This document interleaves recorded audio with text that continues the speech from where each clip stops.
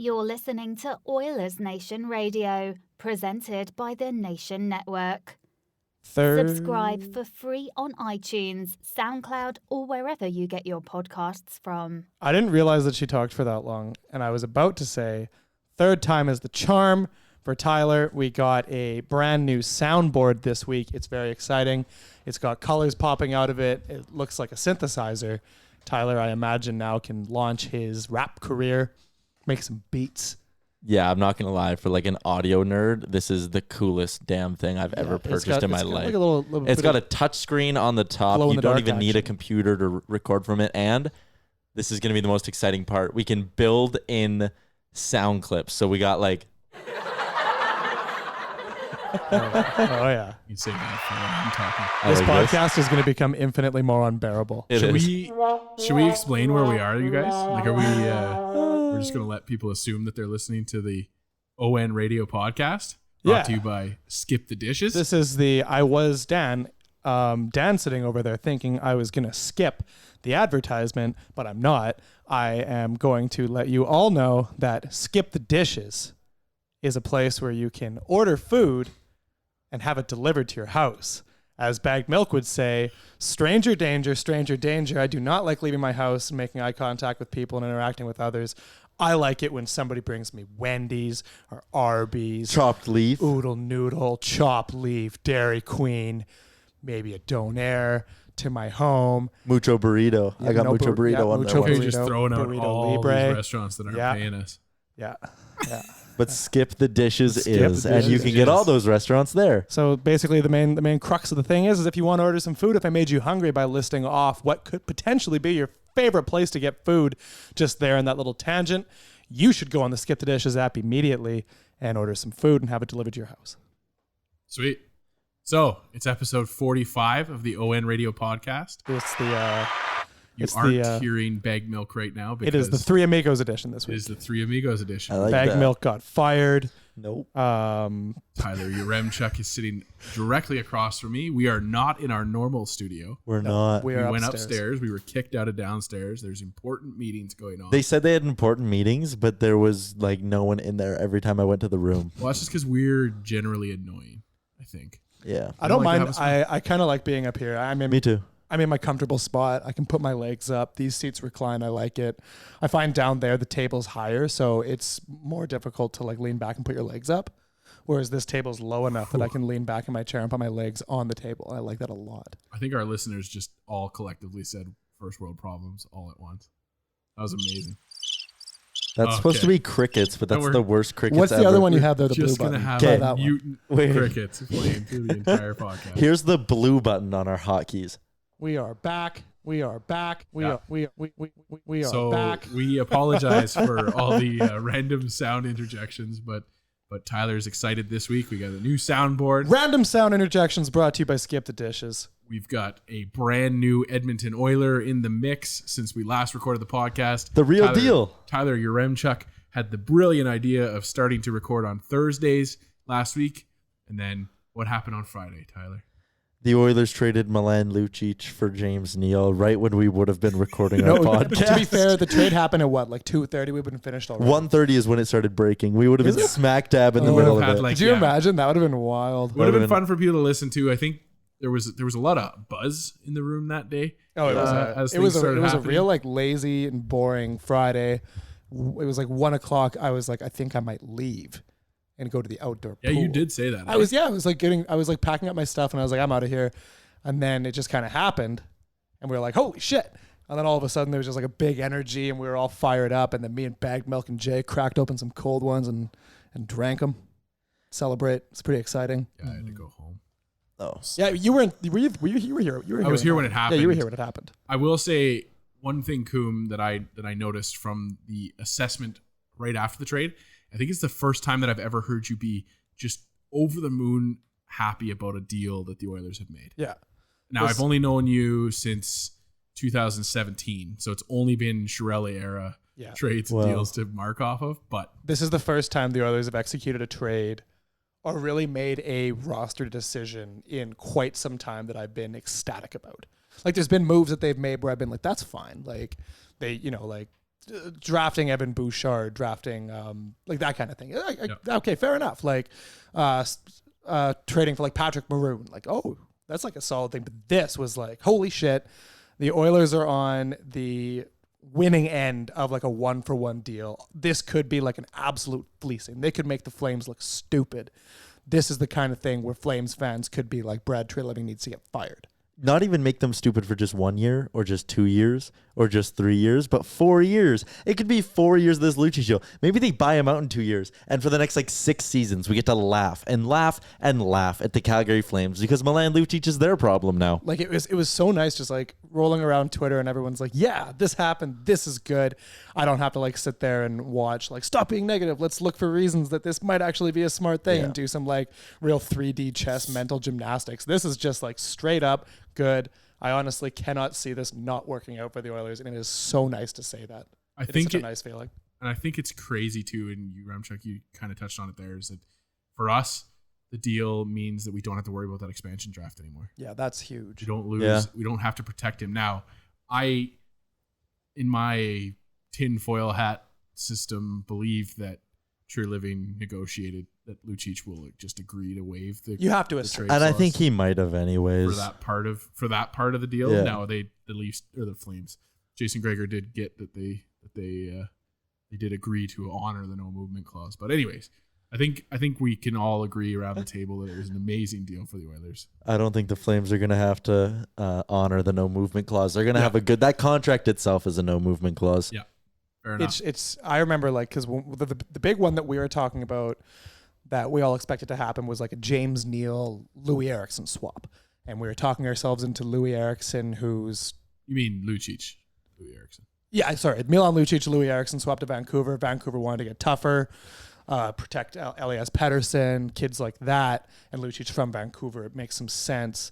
But Louis Eriksson, he's in his mid-30s. Yeah. And it's pretty hard to visualize Louis Eriksson rebounding. Whereas with James Neal, it's like, man, like literally 1 year ago to this day, we all would have been ecstatic if the Oilers signed James Neal to the exact contract that Calgary signed him to. Yep. To like jump in Edmonton's top 6 and really give them like a trigger man who can score some goals, play on the power play. And now, I mean, beyond just getting rid of Lucic, like I'm not going to say that James Neal is going to go and score 30 goals next year, but there's an option in the top 6 now that's like a veteran proven NHL scorer, which is exciting to have. And that's a great leeway into my next point there, Cooom, is what are our expectations for James Neal? I know on the Real Life podcast this week, the Squire guaranteed that he was going to get 20 goals this year. What do we think of that, Tyler? If I was setting an over-under for my expectations, it would be 20 and a half goals. 20 and a half. Yeah, like I just look at his career. I think he's still young enough where he has a couple more good seasons left in him. I think of the fact that that last season was the first time his shooting percentage was ever below 10%. 5%. Yeah, like his the only shooting other time was he shot that bad was when he first got traded to the Penguins. In 20 games, he scored 1 goal and he shot 1.9%. Exactly. So that's another anomaly, right? Like every time he's struggled a little bit, it's more or less been an anomaly, and he's bounced back and continued to put up productive seasons. And there was a stretch at the beginning of last season, I think, where he was playing with Monahan and Gaudreau, and he scored like 4 points in the first 10 games. If he's playing with skill and scoring at a 4 points every 10 games pace with the Oilers, I mean, he's going to get you probably around 40 points doing that, right? That's not exact math, but it's close enough. I'd be thrilled if he could do exactly what he did in Las Vegas, which was 71 games, 25 goals, 19 assists for 44 points. If he scores 25 goals, Oilers fans will get his name tattooed on their asses collectively. Would you do that? As one group, we would band together. I think I said it when the clauses came out on the draft pick there that Oiler fans would be over the moon if we. Because what has to happen is for the Flames to get a 3rd round pick from the Oilers, Neal has to score more than 20 goals and he has to score 10 more than Lucic. That's what so he has to score more than 20 and Lucic basically has to score less than 10. Or if Neal scores 30 and Lucic scores 20. But even if that happens, even if Neal scores 30 and Lucic scores 20, you will still not ever hear an Oilers fan complain about it. You added 10 goals to the lineup. Yeah, it's one of those clauses where you're like, fuck yeah, Holland. That's a cool bet to have because if it turns out, nobody's upset about it. Okay, nobody's upset about giving from another perspective, I really want to take kind of the Flames fan perspective on this, or the Flames supporter perspective.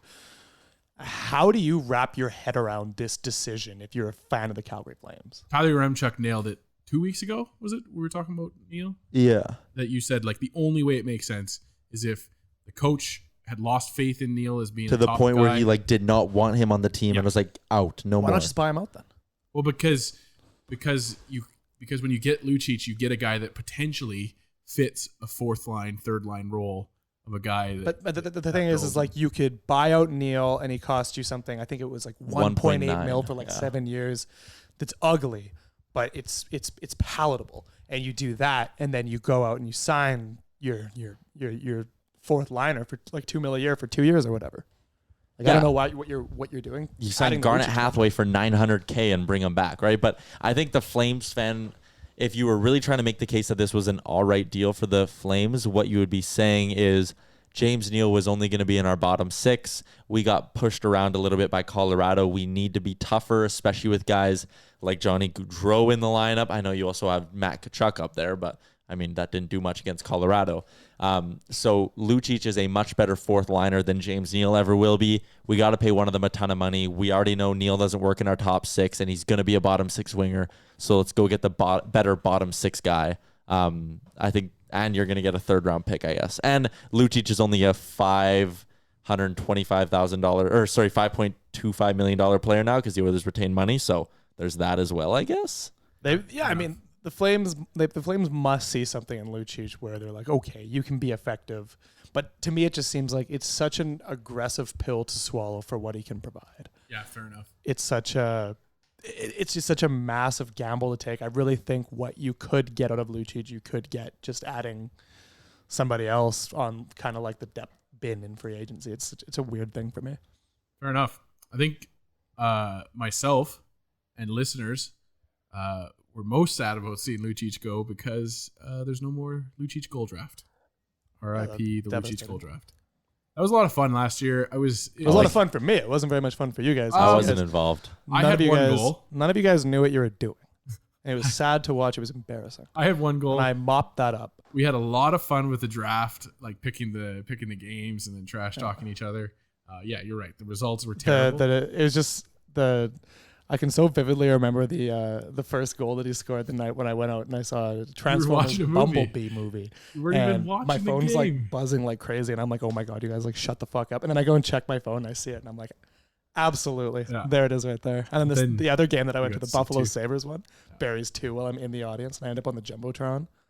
It's one of the most exciting nights of my life. We are back. So I guess the question I posed the day of the trade was, do we think we should do a James Neal goal draft? I think we should do a James Neal hat-trick draft, baby. 50 in 1920. Wow. That's So we're drafting hat-trick games? Yep. That's bold. We'll see what we can do with it. We'll see if we can come up with something. How many hat-tricks James Neal have last year? Probably none. I would imagine he none. Only scored like 7 goals. He only scored 7, yeah. But yeah, all right, fair enough. So as always, the ON Radio podcast, I almost call this the Real Life Podcast. The ON Radio podcast is brought to you by our friends over at Sherwood Ford. Cooom, what exciting things are coming to us from Sherwood Ford? Sherwood Ford, I don't know if you guys are aware of something called the Nation Truck.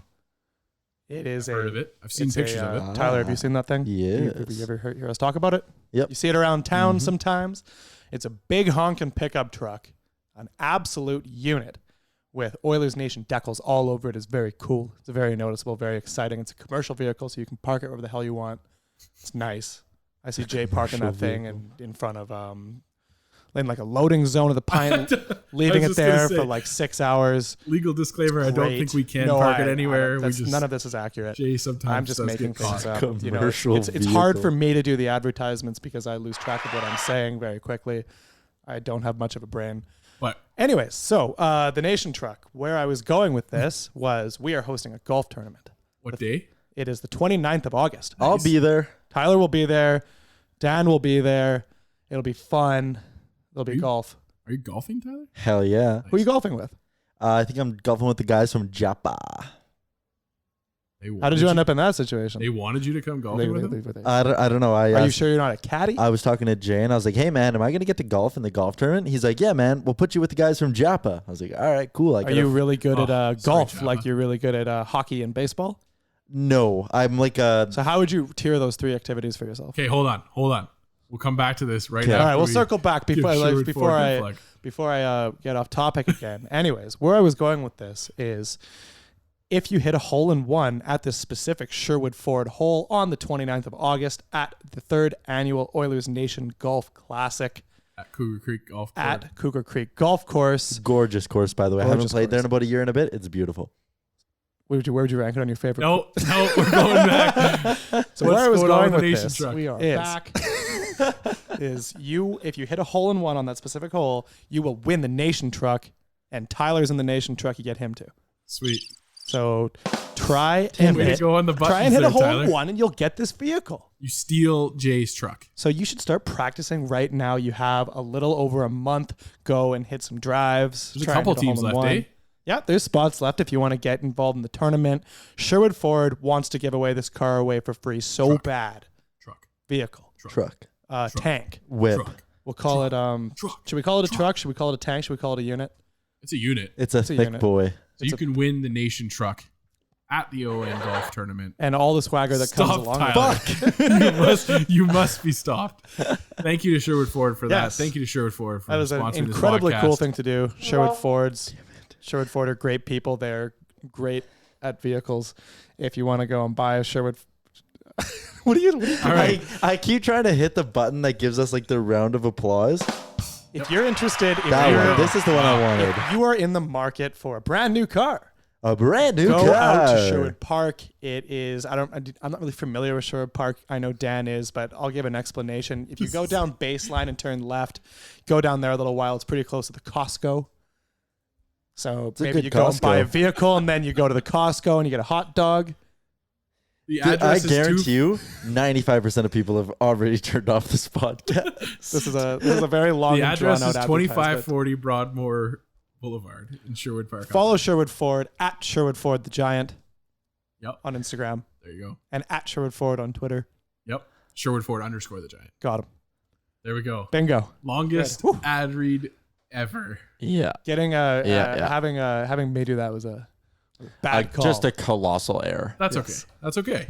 You know, you got to shoot your shot. All right, let's get it back to the hockey talk. We're going back to with the hole-in-one from Sherwood Ford.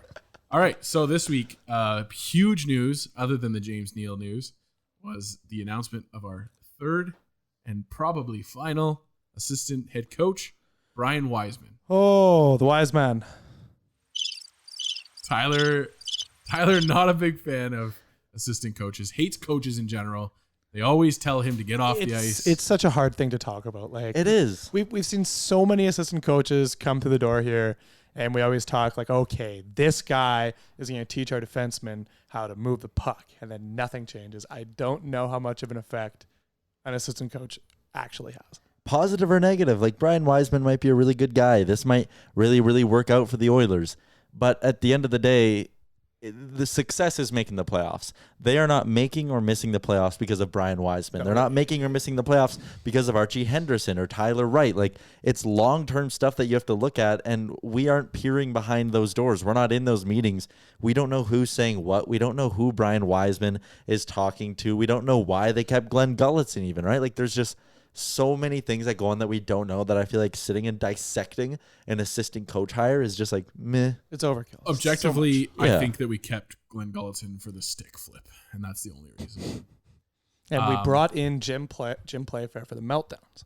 Yep. Because as we know, he absolutely lost it. But we're also trying to take the Calgary Flames, just like absorb them into the city, right? Yes. So we've got Gulletson, we've got Neal, we've got Chris Russell, former Flame. So the Oilers have now made 3 trades with the Calgary Flames. 3 trades all time.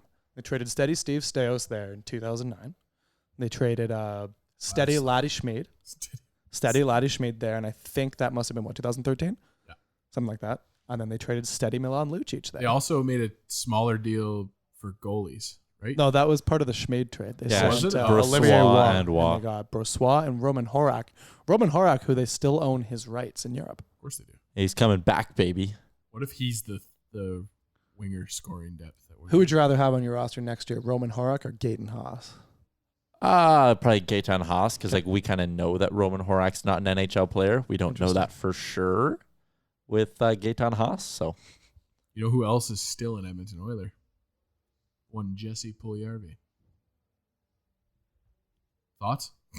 I don't know. That was a really bad segue. Yeah, terrible segue. Yeah, really caught me out of nowhere on that. He still is an Edmonton Oiler. I heard Ken Holland talking to Tom Gazzola earlier in the week on the radio. It sounds like Ken Holland is perfectly okay holding on to him, and he even kind of said, like, if there's a deal that makes sense for the Oilers, he'll do it. If not, that Jesse has the decision to make. Does he want to be an Oiler or does he want to go to Europe? And honestly, there's still a part of me that thinks if it comes down to that decision, I think Jesse's back in camp. Oh, absolutely. There's no way. How can you give up NHL paychecks? When does this ever happen? Like, when does a player say, like, you know, a player like Puljujarvi, who has like very little leverage and has accomplished very little in the NHL. Like, you saw it last year, like William Nylander. That was so shocking. Yeah, it was odd to see a player hold out like that. And he didn't play anywhere else because, you know, there's always the risk of injury, right? So, like, say you're Puljujarvi and you go and you play in Finland and you suffer a terrible injury, then, like, what have you done to your earning potential? And you lost $600,000 to $900,000 on your deal. Like, it just doesn't make sense at all. You don't get paid that much in Finland. It's not like a league that's paying you like millions of dollars by any stretch of the imagination. So it would just be so shocking to see. Like, if you're a player like Nylander, or we might see it with Mitch Marner this year. If you're a player with that kind of leverage, then okay, fair enough. But if you're Puljujarvi and you have like 10 career goals, then what are you doing? Fair.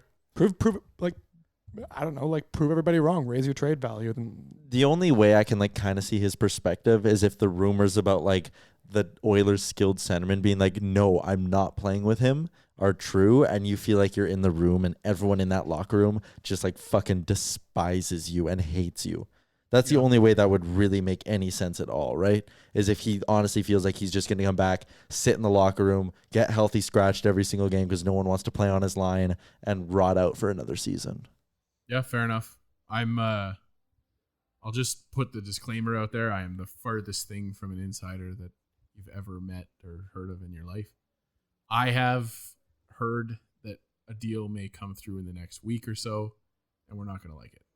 But that's just complete hearsay. It's summertime. It's rumors. It's, you know, whatever. But yeah, I don't know. We'll see. It's like Panda Watch from Anchorman. Yeah, just day 54. I get the sense that even if Oilers fans, if Oilers fans don't like the deal, it's probably because it's for a draft pick, right? Yeah. Like if it's for any sort of prospect that's had marginal success in the American Hockey League, I think Oilers fans would kind of be like, all right, let's see what this guy can do in our top six now, right?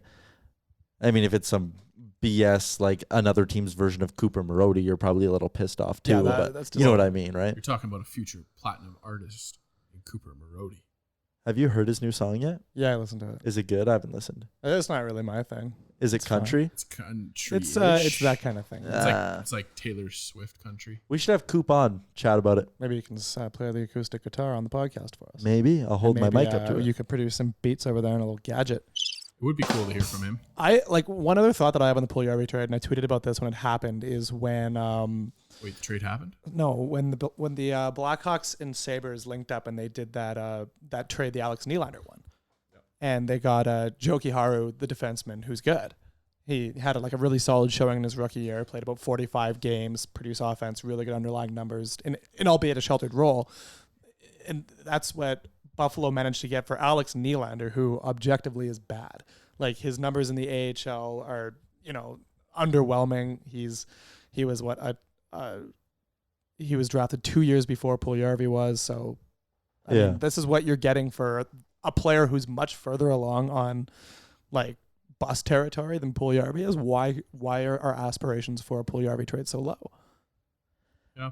I think that's a good point too. Why have we just talked ourselves into expecting to get back Cooper Marody's some other franchise's version of Cooper Marody? I think the easy answer to that is that because we have nothing else to base it off of. All we've watched is so you know what? To me, it's not unfair. All we've ever watched is all of our guys, Jordan Eberle go out for Ryan Strome. Yeah. You know, like all the guys that we had a lot of hope and promise for either flame out completely because we waste them, Nail Yakupov, or Justin Schultz traded for nothing. Devin Dubnyk cast off, and then he goes and figures out his game. And Jeff Petrie. The only one they did well on is they switched Puljujarvi and they got David Perron. You mean Puljujarvi? Sorry, Puljujarvi. It's yeah. hard. And then I really want them both to come onto this team so that play-by-play. Hey, Magnus Puljujarvi is a free agent. I would really like that addition if they would have went out and got Magnus Puljujarvi. I think he's a good NHL player. He's still available. He's still a free agent right now. But you could get him on the cheap. I think it would have been like instead of Archibald, you sign type of thing. I don't think they have much more room for that kind of guy. But I agree with you. Maybe you sign Puljujarvi and throw him on the blue line. It's a great skater. Maybe part of the reason why our expectations are so low for a Jesse Puljujarvi trade is because like his agent has been running around talking, and it's been so public that it's been bad, and like such a national media type of thing where you turn on SportsCenter and it's like, oh, here they are talking about Jesse Puljujarvi.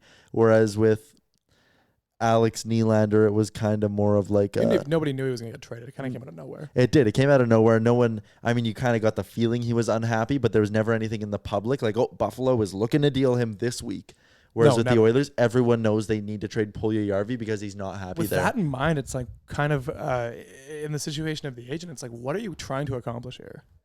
Nothing. His agent needs to shut the fuck up. Yeah. Oh yeah. Straight up. And it's not. Fuck him up, Dan. It's not to be mean to Jesse. If you don't stop talking, Dan's gonna kick your ass. I feel bad for Jesse because it by proxy just drags him down into the mud. And Oiler fans do not like when you do this kind of stuff, and so it's not playing well for him. Anytime we mention Puljujarvi, oh, you get the really negative comments. It's just it's not his fault. I mean, it's not his fault at all. You gotta put yourself in the kid's shoes, man. Like he's having a bad time. He's from Finland, and it's not working out. Like he sees his career evaporating right in front of his eyes. And I think I think we've seen it already with Nail Yakupov. I'm not saying that Puljujarvi is Yakupov, playing wise, but when everybody was very pro Nail Yakupov until Yakupov's agent opened his mouth. He comes out and he says that he wants out. He wants wants a fresh start, which, like you said, Cooom, it's not unfair. It's not unheard of. I have no qualms with exactly. I have no qualms with Puljujarvi wanting out. He's a kid. He's not from here. Doesn't like the environment. It's not working out. Fair enough. You have agency as, a worker to want that. But for the agent to go out there and kind of just gutter any possible trade value he has, he wants his player to get traded. But you're making it so difficult for Ken Holland to do it because every time Ken Holland picks up the phone with a different GM and is like, hey, let's talk Puljujarvi, the other GM is thinking, okay, then I'm going to trade you either my bust or like my scraps because I know this guy wants out, and you're dealing with potentially him playing in Europe this year, and you don't have any leverage. The agent who handled their player being disgruntled really well is Jerry Johansson with the Lucic thing. Behind closed doors, we know that Milan said he wanted out. He wanted a fresh start. His agent communicated that with the Oilers, obviously. But when he would go on Stoff's show, when he would go on the radio, when he'd do interviews, he would say, no, he did not request a trade. We are not requesting a trade. Even though he just shut it down. Anyone with any sense of the issues there would have been like, he wants out. He wants a fresh start. And that's what Puljujarvi's agent should have done. You sit there, you go to the team and say, trade us this summer, or else honestly, we might go to Europe. And if little rumors start tweaking out through whatever insider, then you come out, you do an interview with whoever in the local media, and you say, no, my player and my client is perfectly happy coming back to Edmonton next season. This agent is also the agent of Mikko Koskinen, who got a nice fat deal from the Edmonton Oilers. So maybe, given the fact he made some nice coin off of the Mikko Koskinen contract, he should be doing the Oilers a solid rather than trying to fuck him over. He's mad that Pete left before he could get him to sign Jesse's deal. I actually have quite a bit of faith in Ken Holland navigating this situation, which is why I don't really actually expect to see a Puljujarvi trade this summer. I think, so one thing to consider is a couple of years ago, we had the Jonathan Drouin situation in Tampa Bay, right? So, Drouin ripped up juniors in his draft plus 1 year, and then he came up. Tampa Bay didn't really do all that well. Then the following year, he was back in the AHL. He didn't like it. He wasn't happy. He didn't report, asked for a trade, sat out. Steve Yzerman didn't trade him, made him wait for a little while. After the trade deadline, when the deal wasn't made, he reported to the Lightning's AHL team, really killed it down the stretch for them, earned himself a call up to Tampa Bay at the end of the year, played in the playoffs, rebuilt his value, and then he ended up getting traded over a year later to the Canadiens' hometown team. That's where he wanted to be. Everybody won. Tampa Bay got Mikhail Sergachev. Good trade for both sides. Good result for Jonathan Drouin. Steve Yzerman learned from Ken Holland. I won't say that like everything Steve Yzerman knows is just a result of having Ken Holland explain things to him, but they're cut from the same cloth in regards to they're patient. They're not going to get pushed around by a player. Yeah, and I actually think that's a great point is when Oilers fans are maybe a little bit worried about what they might get back for JP, just look at how ugly that situation in Tampa Bay got. That was brutal. Alan Walsh did a lot of, his agent did a lot of like public not bad mouthing, but like he wants out. Yeah, and it like, was very public. You forget about the whole not reporting and all that. Like there's never been a point in this where Yes has been like, I am not going to Bakersfield or I am going home for the rest of the season. Granted, he was injured and all that too, but like there's never been a point where it got to the Drouin level, and they made out really, really good in that trade. I mean, Drouin had a 20-goal season under his belt by the time they did decide to deal him, but still, they got Sergachev and a pick, I believe, in that deal. Yeah, Sergachev in his first full year put up 40 points as a blue liner, put up 32 points, bit of a sophomore slump this year playing in a smaller role, but like if you're Tampa Bay, like you like having Sergachev in the mix. I think my thing with the agent was when his comment that came out where he said, I have no filter. But you know who does have filters? That's Skip the Dishes.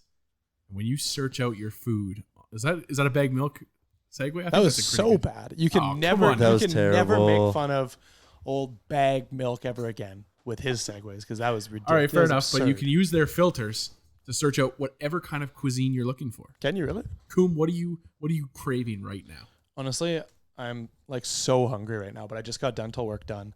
What'd you get done? They did kind of like a Nope. We're gonna go back to the. They went into deep kind of food. They went and kind of ripped a bunch of plaque off of my teeth. Oh. Okay. And so what they did kind the of food are you fluoride craving, thing? Cooom? So now my mouth kind of tastes like cement, and they say you can't eat anything for an hour, and after that's finished.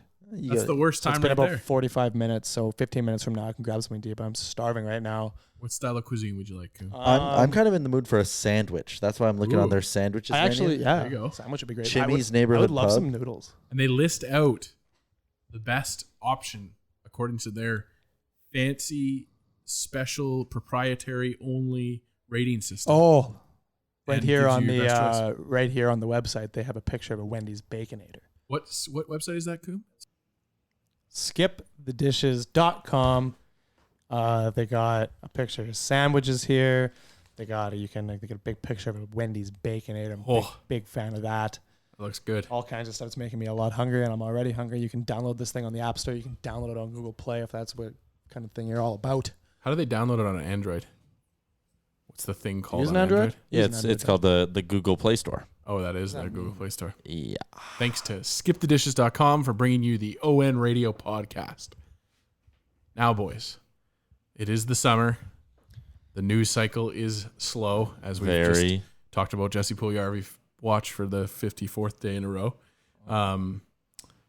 But one of our friends of the nation, Game Time Art, who is the managing editor of Jets Nation and contributes across the network. He's written a couple things for me at allwrestling.com. His tweet went viral this week. It's one of those silly games that we can play where everybody gets to compare their lineups and see who has the most success available to them in the fantasy matchup of their choice. I'm interested to see which one this is because I have beef with one of them. So this is the one where you take the best hockey player born on your birthday and they have to score a penalty shot to save your life. The goalie that you're facing is the goalie of the Stanley Cup champs the year you graduated high school. So mine is What year did you graduate high school? 2015. Okay. So the Blackhawks Stanley Cup win. So it was Corey Crawford. It's Corey Crawford. Was it Corey Crawford or Scott Darling? It was Crawford. Okay. So my player that needs to score on Corey Crawford to save my life When's is your birthday? October 15th. Brock Nelson. Okay. That's rough. So That's this feeds awful. I'm dead. feeds into the theory that October birthdays are the absolute worst. Yeah, because I'm 3 days later than you, and my list is a list of players. Like I feel like I have a little bit of hockey knowledge. Like I know some names, I know some general things. My list of players has literally nobody on it that I even recognize. I'm bringing it up here, Cooom, but do you have yours available there? I have mine available right now. Go ahead. You want me to go ahead? Do I ever? No, I think I'll save mine for last because it's actually really funny with Dan's thing. Okay. Is every single player on the list, you could name every single one of those players, and I guarantee that none of our listeners will have heard of those players. Yeah. So here's my list. I have Mark Alt, Mike Antonovich, Frank Beasler, Connie Forey, Leroy Goldsworth. This is like a pre-World War II shit. Like, it's really bad. There's two names that I think I may recognize a little bit. Mark Alt, I recognize. He played with the Flyers a few years ago. Yeah, he did. He did? That's one of the only ones. Norman Lacombe. If you know who Mark Alt is, you need to go outside. And yeah, no kidding. The best name of all, and actually the highest scorer on my list, is Mush March. That's a great name. Who played for CBH, which I think is the Canadian Brewhouse hockey team. Yeah, it's the Canadian Brewhouse hockey team. It's the Chicago Blackhawks. Oh, is it? Okay. That's what this website lists. Back in 1908. Normie Lacombe was all right. He was, but Mush March outscored him by quite a bit. Yeah. So Mush March. Don't fucking tell me that Normie Lacombe is better than Mush March. You stupid idiot. Mush March is shooting out. How do you know who Mark Alt is and you don't know who Jim Brown is? Yeah, exactly. What's that all about? That's the point. So my matchup is Mush March shooting on one Nikolai Habibulin of the Tampa Bay Lightning days. Yeah, you're fucked. Yeah, so, I'm dead. Coom? See, I've got some interesting names here. I got like the highest score for my birthday is a tie between Travis Zajac and Daryl Sador. Just random. Zajak's a fair player. PK Subban's obviously the best player on my birthday, May 13th. And Mark Stone to be up there as well. I've also got Oilers legend Matt Green. But you can ice like a goddamn power play one to go in on this penalty shot. Yeah, I got like a whole group. But the number one goal scorer, and this guy's got the most absurd stat line I've ever seen, is Babe Dye, who was born in 1898. He scored 203 goals in 272 career games, and he had 50 assists. So this guy was a goal scorer. Did he even come back into his own end once? No, that guy just like waited around. He's in the Hall of Fame. And he won the Stanley Cup in 1922 with TRS, which is the Toronto St. Patrick's. That was the last time a professional hockey team from Toronto won the Stanley Cup. The old St. Patty's, eh? Yeah, the old St. Pat's. But this guy, man, he was back in the pre-World War I days. He's putting up like 20 some odd goals, which is crazy. It was him and Punch Broadbent. Guys like that leading the league in scoring. And I think Babe Dye would score a goal on Tim Thomas, who is the goalie who won the Stanley Cup in 2011 when I graduated high school, because Tim Thomas is, he's a lunatic. Yeah. So I think we all agree that I'm fine. Nobody's listening to this podcast anymore. Well, maybe they're playing along at home. They're listening to our Mush March conversation. We're talking about hockey players in the early 1900s. Someone please give us the sweet release of death. Nothing is worse than talking about NHL hockey in the middle of July. I want to go outside and sit by an outdoor pool. But it's a fun game to play. It was a good game. What was the other game today? There was another. The other one that came out today, and this one might be the one that you have issue with, your Remchuk, because you didn't have beef with that one. Yeah. Is it's OT. By the way, the account that tweeted this out is now deleted. So they the guy deleted his account? He must have been. I think he got suspended, like Oilers Nation. Okay. So so you can't look this up anymore. But it's OT. You have to create a 3-player line. Your team is composed of A, a player that is born the same year as you, B, a player who has the same first name as you, and then C, the player who won the Art Ross the year you were born. All right. So my player from the same year I was born is Connor McDavid. Couple 97 B days. What up? Don't, you're not going Mitch Marner? No. That's not fair. I need guys who are going to play, not hold out. Okay. And right, Mitch Marner has a lot more experience in the playoffs. Thanks, Paul. So the player with the same name as me the problem with McDavid is... does Marner have more playoff games played than McDavid? I don't think so. So the difficulty with Connor McDavid is he only has 9 points in 13 career playoff games. It's not very good. That's 13 career playoff games, though. Marner... Well, they made it 3 years now, and it was 6, 7, and 7, so that would be 20 games. Yeah. Right. So I got McDavid on there. For my name, it was a toss-up between Tyler Arneson and Tyler Sagan, so I went with Sagan. Can you just take yourself? I could. I'm good enough. Would you take yourself over Tyler Sagan? Yeah. Yeah, you would. I would take you over Tyler Sagan. And then the Art Ross winner is Mario Lemieux. So I got a pretty good lineup. What year did you graduate? No, it was the year you were born. He was born 97. Art Ross, the year you were born, yeah. Oh, right, when you were born. So 97. I got McDavid, I got Lemieux, I got Seguin. Not Brock Seguin. So I also was a Mario Lemieux Art Ross birthday. Won the Art Ross in 1993.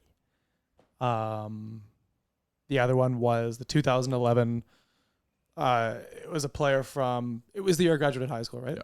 No, it was the year I was born. Player born. It was the a same year as you. 1993 birthday, right? My bad. Yeah, it was player a who has the same first as name as you. Yeah, and for me, it was either Cam Neely or Cam Atkinson, which I had a difficult time picking. I think Cam Atkinson's a nice little spark plug that can put the puck in the back of the net, but Cam Neely kind of brings out like big dick energy, and he might cross check a guy in the face. So initially, I just went superstars with this, but I've changed it up a little bit. So the player that was born the same year as me is still Evgeny Malkin. Okay. The player who won the Art Ross the year I was born, Art Ross, is Wayne Gretzky. One Wayne Gretzky. I don't know if you guys. That was my beef though. Like almost everyone was like, "I was Wayne Gretzky." Well, because it's the entire 80s. I know. You don't even know how old I am. That was my beef with it. But yeah, fair enough. And then, but that way everybody feels like they have a chance, right? How about the player who won the Lady Byng the year you were born? Yeah. Yeah, that's what you do. You had to do really random, because winning the Art Ross, man, it's always going to be Gretzky and Lemieux, and that always it dilutes this thing. Yeah. It's like, oh, is my Gretzky team going to win, or is my Lemieux team? Maybe that's why his account is deleted now. Yeah, because he's an idiot. Because your hypothetical was kind of dumb. But the last one pathetic I chose was Dan Boyle. Why? Coming in on the defense. So you got a defensive element there with Gretzky and Malkin. Nah, man, it's 3-on-3. You just pick the best three players and let them wag there. See, but with the Oilers, all you need is Connor and Draisaitl. Dan, what year were you born? I'm not going to say. You were born 86. Wow. You're doxed. That worked. I remembered because we talked about it earlier today. Your Lady Byng winner in your year was Mike Bossy. So that's what you get instead. Mine was Pierre Turgeon. What year were you born? 93. And Tyler was born in 2007. He has Pavel Datsyuk. 1997. 1997. Sorry, it's Paul Correa. Ooh, that PK. makes it infinitely more interesting. That does. Bossy, Turgeon, and Correa. It'd be interesting if like my hypothetical would have been. I like the one where it's a player with the same name as you. Yep. That one can stay. But then that's because you want to pick yourself. Yeah. Then I would have done. Talk about your stats. I would have done Lady Byng winner from the year you were born, and then I would have done Norris winner from the year you graduated high school. And then Selke winner for the year you lost your virginity. So you need to include some more choices, though. It has to have more choices. Okay, Dan, what year did you lose your virginity? So you were born in 20. Come on, I don't know. This 20, is just well. Now we know 2009. What? 2009. 2009. All right, so you got Pavel Datsyuk. That's who won the Selke Trophy that year. I was 2010, so I also have Pavel Datsyuk. What about you, Tyler? Oh my God, he's still a virgin. He can't answer that. That is devastating. You literally did all that to set up. No, yeah, you can't be a virgin. That was the whole long game. If there. you have a kid already. Yeah, I have a kid. You've seen pictures of it online. 2015, I think. It was a big year for you. Blue Jays, graduating high school. It was a wild time. You got Patrice Bergeron. Oh, Bergie. All right, so we're going to do he's known as Bergie. So we're going to do sure as anyone calls him that. So we're going to do our first time stories now? Go ahead. No, we're not. You lead us off. Let's do it. No, people are not listening to this podcast for that. I'm taking over. I'm sending it back to Oilers Talk. Ken Holland, is he done for the summer? Like having sex? Is that what we're talking about? I don't know what's going on here. What's the conversation? Is Ken Holland done making... Well, see now, we're talking about those night moves. Is he working on his night moves? I don't think I'll play along. I'm going to ask you a hypothetical that I once asked Chris the Intern because Chris's answer was so disturbing and so weird, and it taught us so much about him as a person. Would you rather wake up and you were 15 years old again? And you travel all the way back in time to when you were 15. So that would have been, 2013 for you? But do I have, like, my current brain still? Yeah, everything's the same. You wake up and it's tomorrow, but it's 2012 or whatever, and you're 15 again. You're going to high school and you're doing this and that. And my brain has all my adult knowledge in it, and I'm 15. Yeah, exactly. So you get that. You get to go back in time, be 15 again. You have a lot of energy. You can eat a whole McDonald's meal and not feel it the next morning. It's great. You can re-lose your virginity. Or... well, you just find out that Dan doesn't exist and we've been fucking with you the whole time. What would you rather have? Okay. Well, you're already ahead of Chris because you're thinking about it. Immediately said, he was like, Dan. And we were like, what? Like you're totally okay with just willing Dan out of existence just like that. And that's why Chris doesn't work here anymore. Okay, but my issue is like, What about all the podcasts I've done with Dan? That's the thing. I'm just a bag of sand. So yeah, that Dan they have a voice box. Dan wasn't there. Maybe we had some mirrors. Maybe it was me doing two voices. This is the plot to Now You See Me 3. This is the mind fuck. It's like, how did we convince you that Dan exists to the extent where like Dan? And that's very fucked up. We went to a hockey game one time. We watched Nate. Yeah, we did.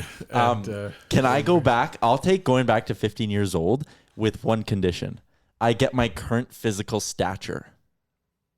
What? I've always had this vision in my head of going back to play like Pee Wee baseball and just like murderers row, like striking out every kid. That is sad. You're the guy. You watch.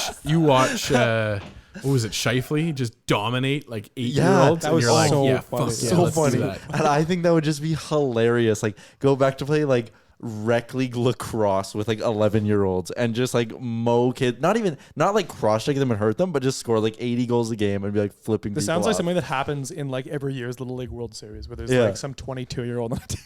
Or that kid that hits dingers. Well, and all these hypotheticals. Going on like a tournament with the team and like crushing 4 dingers, then going and crushing beers with the parents and being like, whatever. All these great hypotheticals and all this. Have you guys watched Stranger Things season 3? No. Did not. Oh, okay, no spoilers. All these great conversations are brought to you by our friends over at Sherwood Ford. Check them out on Instagram at SherwoodFord_theGiant or at Sherwood Ford on Twitter. Corio's game day videos are back in 69 days. On MySpace. Sherwood Ford, the unit. Yeah. And as we mentioned before, if you hit a hole-in-one in the Sherwood Ford hole at the ON Golf Tournament on August the 29th, you can win the Nation truck from Jay. Jay has to hand you the keys.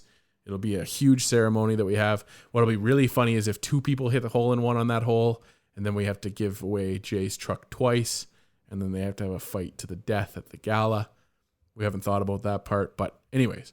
And also, if you still have time to go down to Sherwood Ford on Broadmoor Boulevard there in Sherwood Park, Alberta, and check out Ford Employee Price Days. There's still a couple days left, I believe.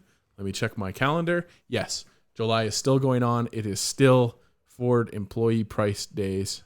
So go check that out. Visit them at Sherwood Ford in Sherwood Park. Feels like you're singing me a lullaby. I am. You're staring at me.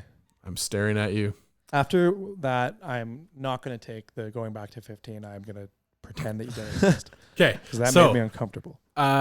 Speaking of hypotheticals and, general thoughts and predictions for next season, one Jason Greger wrote an article this week where he broke down what he thinks Draisaitl's point totals will be for next year. His total was at 105 for points. Do you guys say over or do you say under on that number?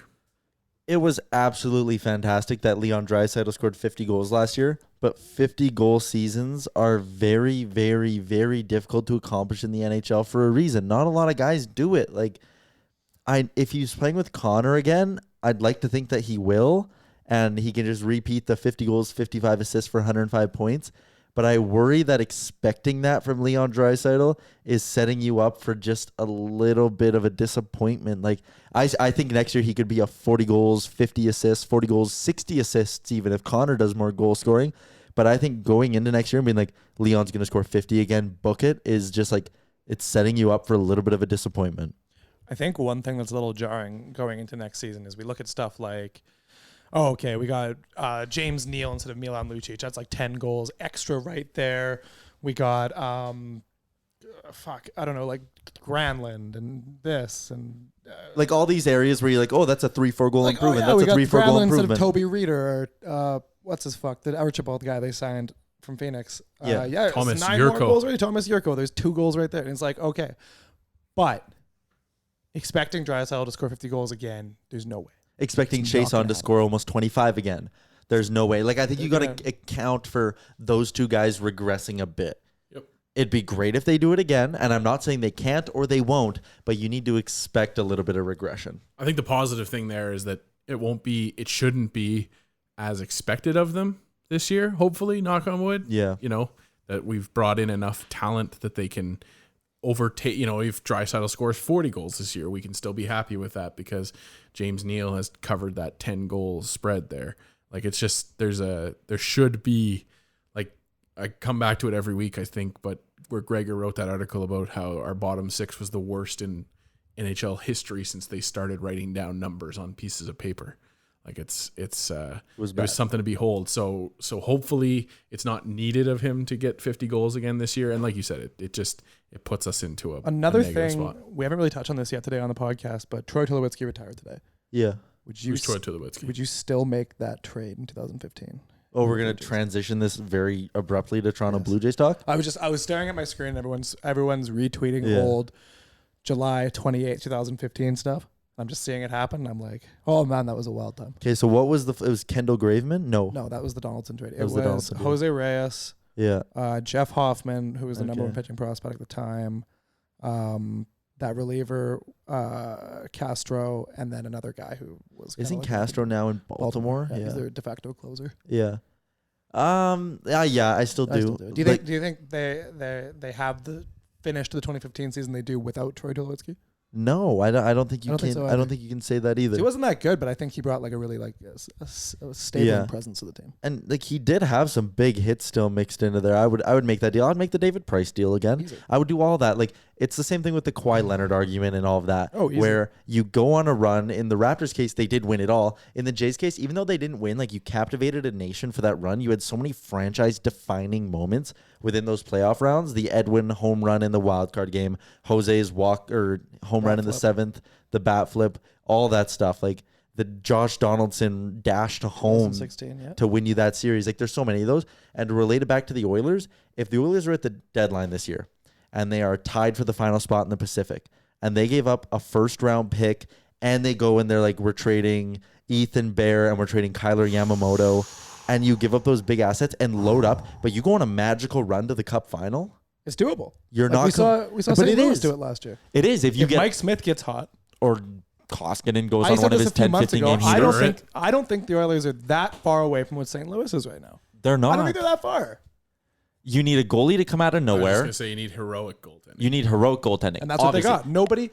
Nobody, not a single soul predicted Jordan Binnington was going to accomplish. That is untrue. No. That Soul City guy. Tony X, he called that's it. True. He's like, he did. We're going to have Tony X. We're going to have Binnington come in here and we're going to go to the Cup. Yeah, he tweeted. Which is but ridiculous. I think he wasn't actually predicted. Like, there was no analyst or anyone like worth their weight that was sitting there being like, oh, Binnington can step in. Because Tony's a big boy too. He's absolutely worth his weight, just like I am. But like Binnington cleared through waivers. That's a great point. A year from now, we could be looking at Mikko Koskinen and being like, man, he went out over the offseason and he fixed his game. He figured out his glove hand. He learned the positioning that comes with playing in the NHL on a more regular basis. I'm just saying, in the playoffs, the things that win you a lot of rounds are good goaltending, one line, and a power play. Those three. You got to give credit to Yaremchuk here. Started in a baseball conversation. He didn't skip a beat. I thought it was the year the Florida Marlins won the World Series. What? And now we're back to hockey. You thought what was the year the Marlins won the World Series? I don't know.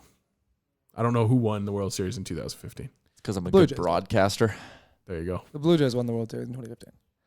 They would have if Ben Revere didn't have that atrocious strike call. Actually, another fun thing to talk about is Blue Jays related is apparently before they acquired Ben Revere, they were working on a deal to acquire Ichiro from Miami. And some things didn't work out. Miami wanted certain prospects they did for Ichiro, and they used those prospects in the David Price trade, so they couldn't execute that. So they used the leftover prospects they had to get Ben Revere, who was their fallback net. But could you imagine in Game 6, that at bat, Ben Revere, when he strikes out, Wade Davis, if he had Ichiro batting instead? Yeah, the Jays would have a World Series championship hanging in the rafters up at the Dome. Exactly. And would the Raptors have mattered that much this year? And then would they have even felt the pressure to go after Kawhi Leonard because the city would have already had a championship? But how does this affect the Leafs? The Leafs are still bad. Would the Leafs have cotton fever from the Jays that year, and would they have gone out and made some crazy trades, and would Mitch Marner not even be here? He would not have even been conceived. And on that note, we're going to wrap up episode 45 of the ON Radio podcast. A huge thanks going out to our sponsors, if they're still our sponsors after this episode, after the longest reads ever. Sherwood Ford, at Sherwood Ford on Twitter, at Sherwood Ford _the Giant on Instagram, and Skip the Dishes. SkipTheDishes.com. Download the app. Go get some food now. Thanks, everybody. Shout out Damien. Best wishes.